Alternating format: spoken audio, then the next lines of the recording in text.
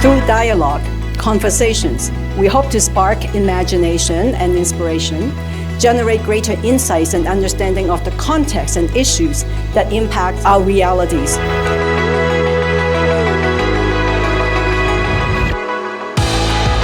The issue of anti-Asian racism is the most forgotten one. Even within my organization, I've heard from a few people, do we still need to talk about anti-Asian racism? This is not just a justice system problem, this is a societal problem. We all have to do our own part in order to change that.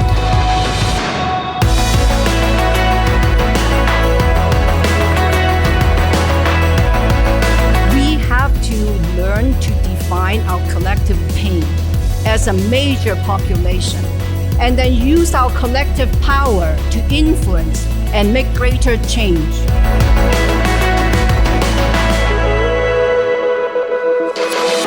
Bring in a culture of bayanihan, which means being a hero to each other, malasakit, which is empathy, and pakikipagkapwa-tao, which means you treat each other as human beings. So those are the foundations of the cultural values that we bring into our community. Yet, we have deep-seated issues.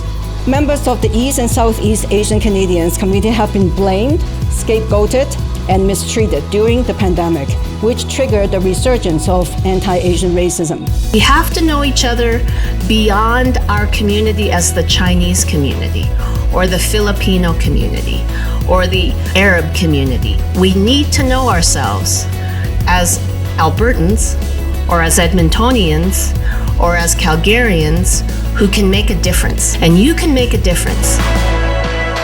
Little increment steps, Kaizen principle of just a little bit better, a little bit better, a little bit better. That's what we want to do all the time. And that's what I encourage all of us to look at in terms of trying to do programming and how we bring communities together. We're seen as clients, we're seen as beneficiaries, but it's very important for us to see ourselves as contributors. What we found is, relative to a lot of the other communities, we do have a very long history in Canada. We look at our immigration starting from 140 years ago. So we saw the first group of immigrants come from Japan. It is different in Canada. It is about bring your identity in the many ways that you live that identity and be a part of it.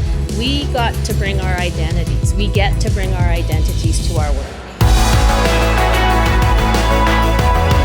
Think about your voice, how much power you got. We don't have a power very much, but we are together get the power. My hope that our communities will continue to break grounds, to break the bamboo ceilings, because when we do, we can open doors for others.